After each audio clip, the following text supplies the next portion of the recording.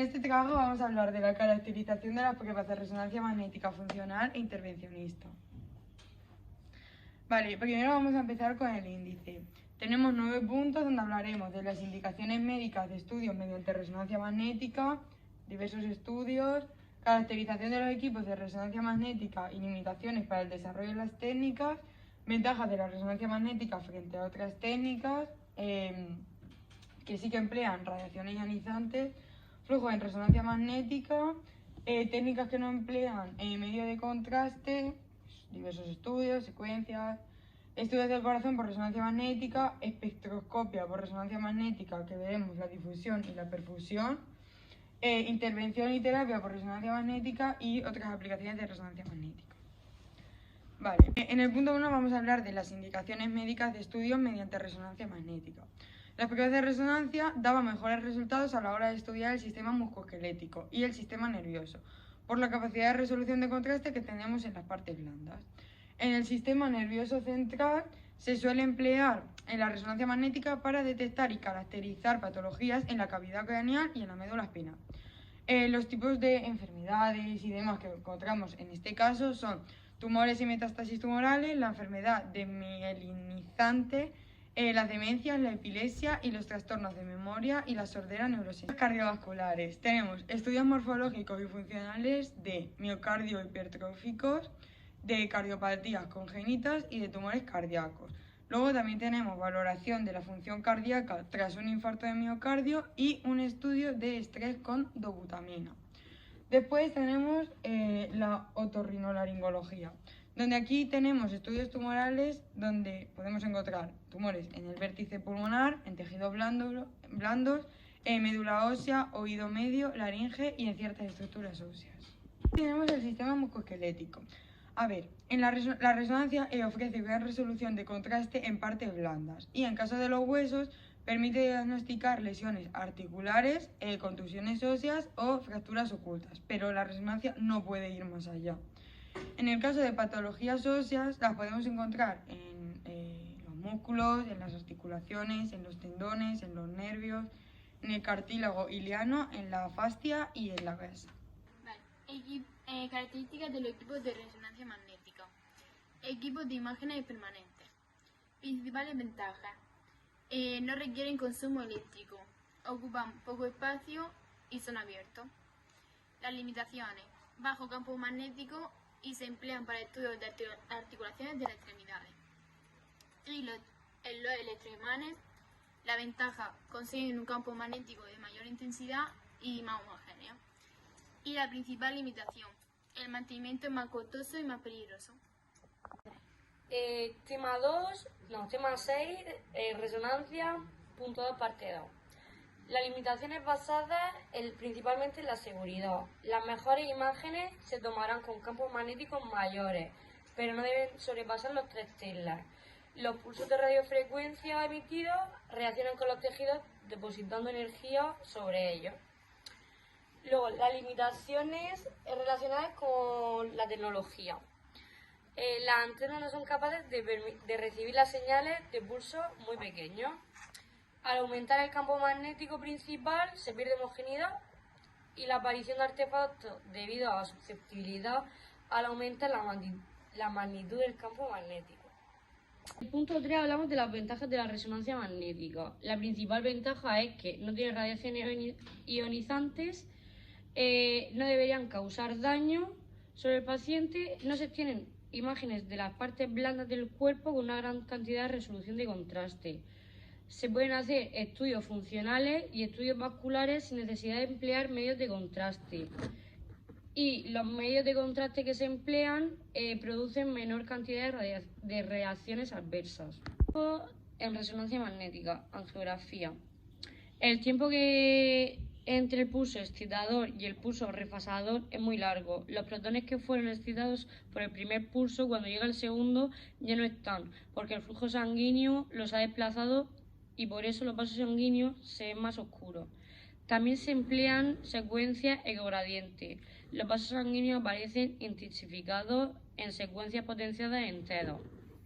Se emplean secuencias de ecogradiente por angiografía porque permiten hacer estudios sin necesidad de emplear medios de contraste.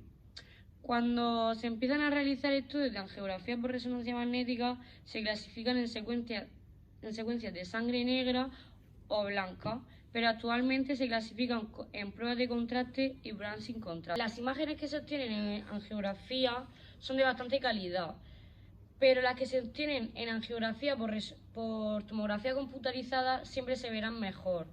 Tienen a su favor la velocidad de la prueba y un menor coste económico. Técnica que no emplea medio de contraste. Técnica TOF. Solo se recoge en la antena la señal de los protones. Se obtiene imágenes muy nítidas de los vasos sanguíneos. Y se suelen emplear bandas de saturación para estudiar por separado vasos venosos de vasos arteriales.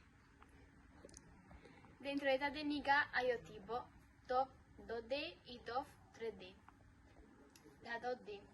Cada corte va por separado y en planos perpendiculares al eje del vaso sanguíneo. Y en la 3D se adquiere toda la información en la misma pasada. No hay necesidad de unir imágenes y ya está. Secuencia en la que se emplean medios de contraste intenso de gadolinio. Vale. Para cortar el T1. Y también se emplean secuencias de ecogradiente potenciadas en T1. Vale, hay tres técnicas. Test de bolus, bolus triggering y fluoro trigger. Estudios del corazón por resonancia magnética. Este tipo de estudios se tiene que hacer con una sincronización cardíaca, puesto que para tener imágenes óptimas se habrán que tomar desde un punto exacto del ciclo cardíaco. Se tiene que emplear un electrocardiograma y se aprobará que los electrodos estén correctamente conectados y que la sincronización sea buena con el paciente, puesto que el campo magnético puede influir. Se trata de dos estudios complicados. En la toma de imágenes se tiene que hacer de los distintos planos que contiene el corazón. Y también se tienen que obtener imágenes dinámicas en las diferentes partes del corazón y en cada ciclo cardíaco. 7.1. Espectroscopía. Esta técnica permite estudiar la composición bioquímica de los tejidos. Además, se obtiene información del metabolismo tisular. La representación es una imagen en espectrograma, que aquí tenemos el espectrograma. Se emplea para realizar comparaciones entre tejido normal y tejido patológico y de aquí se obtiene el resultado, se sabe si hay patología o no. Puede ser de univoxel y multivoxel. 7.2. La difusión isotrópica. Es aquella que se da en cualquier dirección del espacio indistintivamente. Esta difusión se produce en los espacios intersticiales y intracelulares. Se pueden hacer en estudios de accidente cerebrovascular agudo, en pacientes epilépticos, en estudios para localizar quistes epidemoides y en neoplasias malignas. Vale, 7.3. La perfusión. La técnica de resonancia y perfusión mide los posibles cambios en la perfusión que llega a determinado tejido provocado.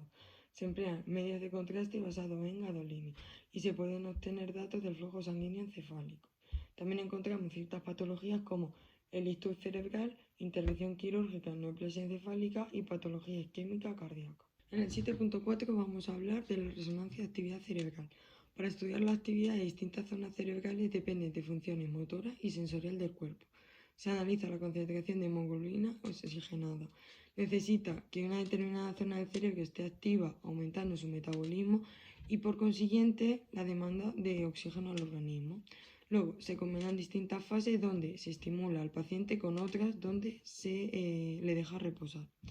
Y luego tenemos zona de estudio de la actividad cerebral, donde tenemos área motora primaria, área sensitiva primaria, área motora del lenguaje, área sensorial de la audición, etcétera, etcétera. Ventajas de la resonancia magnética. La principal ventaja es que no utiliza radiaciones ionizantes. No debería causar daño sobre el paciente ni tampoco es una técnica invasiva. Se obtienen imágenes de las partes blandas del cuerpo con una gran cantidad de resolución de contraste. Se realiza para hacer estudios funcionales y vasculares, sin necesidad de emplear medios de contraste. Y finalmente, los medios de contraste tienen menos reacciones adversas. Tenemos otras aplicaciones de resonancia magnética.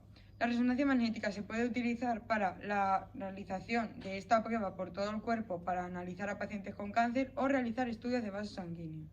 También tenemos otros avances en el campo de resonancia magnética, que consiste en fusionar los beneficios de la resonancia magnética con los del PET y es posible estudiar la morfología y la actividad metabólica de cualquier enfermedad.